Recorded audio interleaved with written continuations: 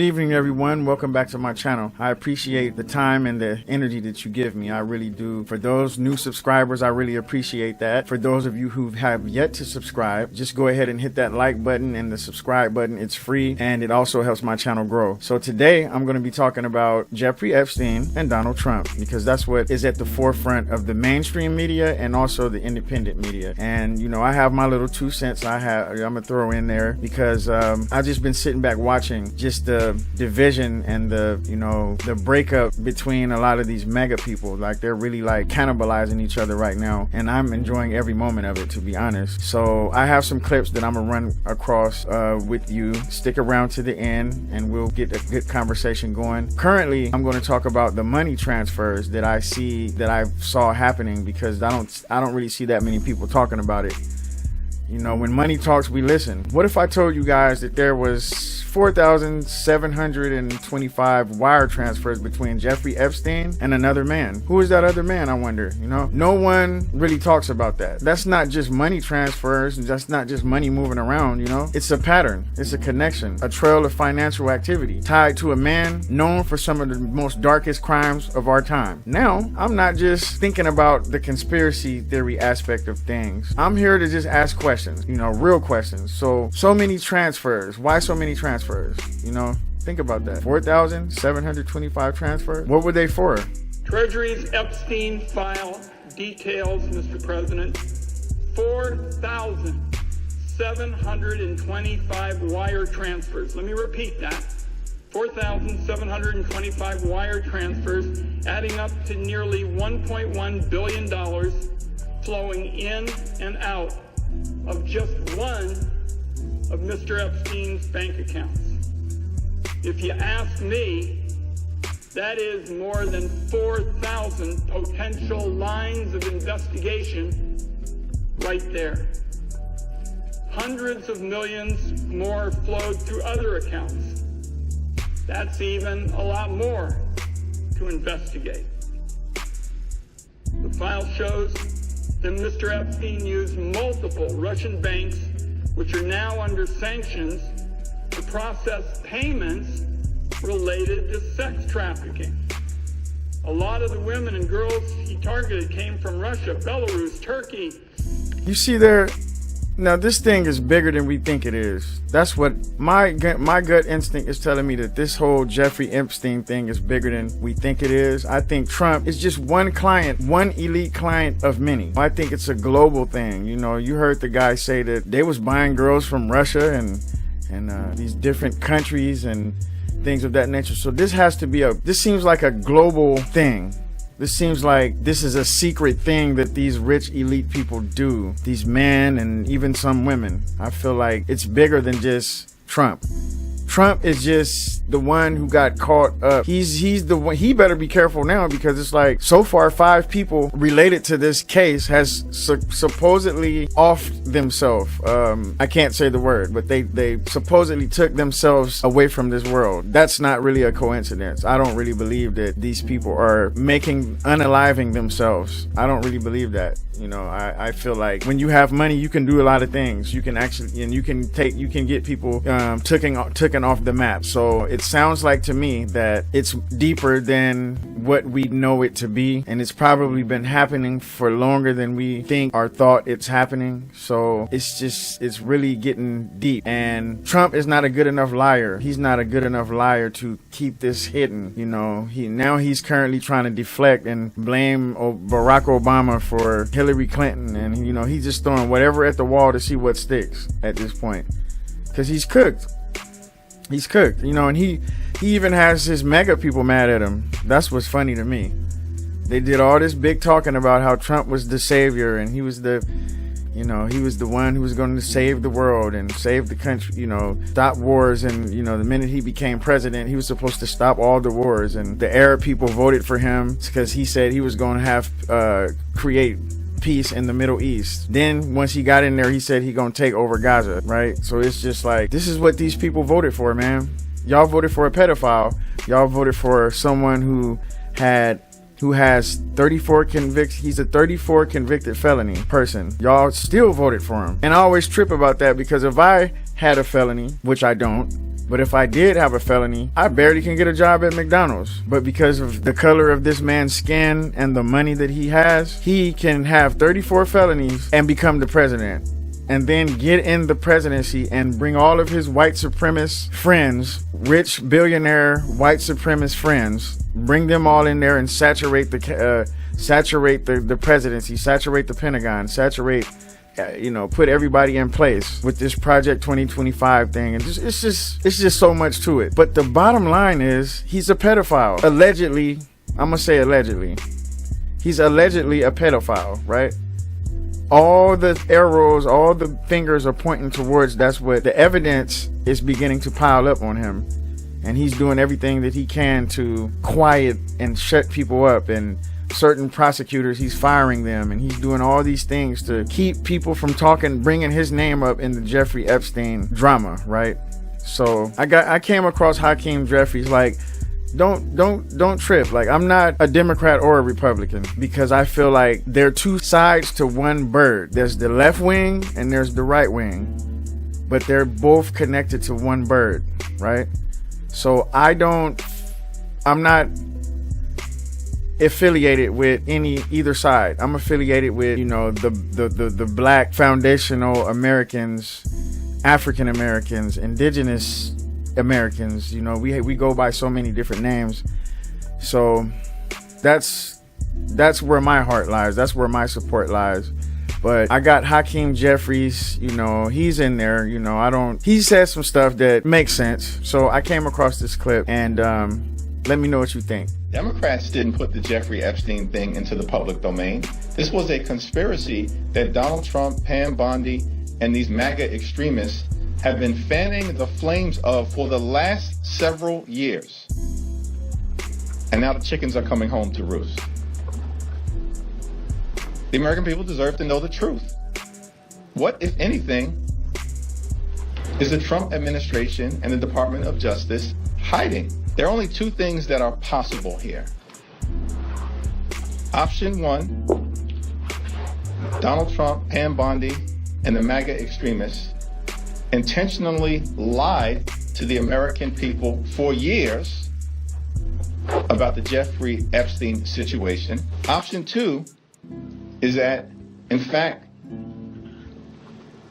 there's reason for the American people to be concerned as it relates to what information has not been released that could be damaging to the Trump administration and the friends and family of the Trump administration and their billionaire corrupt supporters. The chickens are coming home to roost. I like that. That makes perfect sense when it comes to what's happening to Donald Trump right now. We're witnessing the moment of reckoning, not just in politics, but in the soul of a movement, the mega base. Once unwavering in its loyalty to Donald Trump, now finds itself disillusioned, betrayed, and bewildered. But why? Because the truth they were promised, the transparency they demanded, has been buried beneath the memo and dismissed as a hoax. Everything is a hoax with Donald Trump. When it's not going his way and someone accuses him of something or calls him out, it has to be a hoax, right? The House Minority Leader Hakeem Jeffries stood before the nation and named the storm. This is the monster of Trump's own making. He reminded us that the Epstein saga, with all its dark implications and unanswered questions, was not conjured by Democrats. It was fueled by Trump himself. And the very voices he elevated, voices that now echo outrage and disbelief. For years, the mega movement believed that the Epstein files held the key to exposing a hidden network of exploitation and corruption. They were told that there was a client list. They were told justice was coming. They were told to trust the process. And now they told, just shut up and move on. And if you don't move on and you keep talking about it, you're no longer a part of MAGA. But how do they move on from betrayal? You know what I'm saying? That's a good question. Jeffries posed a question that cuts to the core. What is the Trump administration hiding from the American people? Is it a cover-up, or were they lying all along? Either way, the damage is done. The truth is fractured. And the movement that once prided itself in exposing the elite now finds themselves complicit in shielding pedophiles. That's crazy how it turned around like that. You know, this is not just about Epstein. It's about accountability. It's about the integrity of leadership. It's about whether truth still matters in a time of curated narratives and political theater. So I ask you, what do we do when the truth is inconvenient? When the leaders we trusted turn their back on the very principles they preach? We demand transparency. We demand answers. We demand a government that serves the people, not its own preservations. Let this be a turning point, not just for MAGA, but for every person in this country who believes that justice should not just be partisan and truth should not just be optional. I have a clip of this white nationalist, Nick Fuentes, which was a major, stop the steal guy, Trump supporter, white male domination type of guy. Well, I just got a little chuckle off of his clip that I stumbled upon. I want to share it with you. It's just letting you know the turmoil, how much of turmoil there is within the MAGA movement. But I never thought that I would actually have someone like this on my show, or a clip from someone like this on my show, but it just tickled my fanny to hear him talk the way he talked about his fearless leader, Donald Trump. So check this out. The Epstein crash out continues. We're on day 9 or 10 of Trump's ongoing epic crash out meltdown over Jeffrey Epstein and the burial cover-up of the files by the Department of Justice. And it keeps getting better. It keeps getting more unhinged, more deranged, more pathetic, more delicious, succulent, more. Those that have shall have more. Those that have vindication shall have more. And for the plan trusters, even what little they have will be taken from them. Yes, today Donald Trump posted on Truth Social that anybody who is still talking about Jeffrey Epstein, he considers them a former supporter. He said, if you're still talking about Epstein, you're banished. You are a past supporter. You're gone. He called them weaklings and stupid. That's anybody that thinks Jeffrey Epstein and the related information and files should be disclosed. They're out of MAGA. So he has declared war on basically his entire base because the polling is out. So you see what I'm saying? Like, they're really tearing each other up. And, they actually have a legitimate reason to be upset because he did all this big talk about the Epstein files and, the deep state and the, Barack Obama and everybody. They're all drinking adrenochrome and they're sacrificing babies and drinking baby blood and all this crazy stuff, right? Hyped all these people up.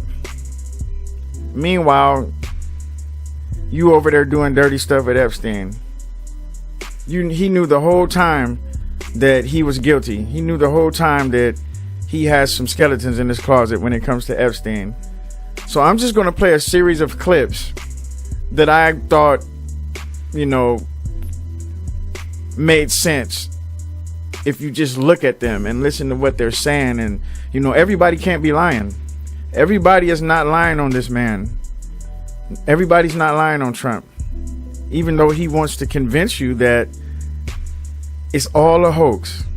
Everything is a hoax, right? So I'm not going to hold you up too much longer, but just check out these clips and just leave a comment in the comments. Let me know what you think, even if you're a Trump supporter, because, a lot of y'all should be, in my comments, should be feeling stupid. A lot of them Trump supporters should be feeling stupid right now. But I'm sure somebody's going to say, I don't feel stupid. Like, I don't know what's wrong with these people. But, yeah, you guys did a lot of talking about Elon Musk and stuff. And now Elon Musk don't even want to have nothing to do with him. So, yeah, I want those Trump supporters in my comments to revisit come back. Let's talk. Let's talk about how things has changed. Let me know what you think about your fearless leader now. So I'm going to run these clips across, y'all. And like I said, leave a like, a comment, a follow, a subscription. It's all free. I appreciate your time. I'm going to be on to the next one. They got videotape, and all of a sudden they don't. You know, you have the director of the FBI on the show saying there's no tape. If there was, nothing you're looking for is on those tapes. Like, what? Why did they say there was thousands of hours of tapes of people doing horrible shit? Why did they say that? Right. Didn't Pam Bondi say that? What, are you talking about Epstein or Diddy? Yeah, Epstein. Epstein. Yeah, she said it literally, I think, a week before you had the FBI director sitting here telling you there was nothing. Very rarely have I ever seen people going from a decade-long crusade against pedophilia, against sex abuse, against child exploitation, and making that almost a centerpiece of their existence, saying, when we get in power, we're going to release the Epstein files. When we get in power, we're going to be different. When we get in, we're not going to do what Joe Biden and his Attorney General Merrick Garland did. We're going to expose it all. And you go on your podcast, and you go on your podcast, and you go on your podcast, and you keep repeating that over and over again, or you go on Fox News, or you go on any of these other channels, and you say, we're going to do this. And then you have a weekend conference in Florida where everybody's enraged. What Charlie Kirk said, 7,500 people outraged by this. The truth must come out. And then the next day, magic pixie dust is sprinkled over all of the podcasters. And voila. I feel really betrayed, and I feel really, really angry. We have a president who tells us to move on from Epstein because it doesn't matter. Are you guys still talking about this seriously? And yet he still talks about the 2020 election fraud. This is the ultimate betrayal, Carl. How does Trump survive when half of them says, you know what, bud, you're like every other president? These Epstein files, we were told that there was going to be released. There was this client list that was going to be released. And the fact that it's suddenly gone away and he's trying to gaslight us is like a punch in the gut to MAGA. The ultimate betrayal, a quote, punch in the gut. Are you still talking about Jeffrey Epstein?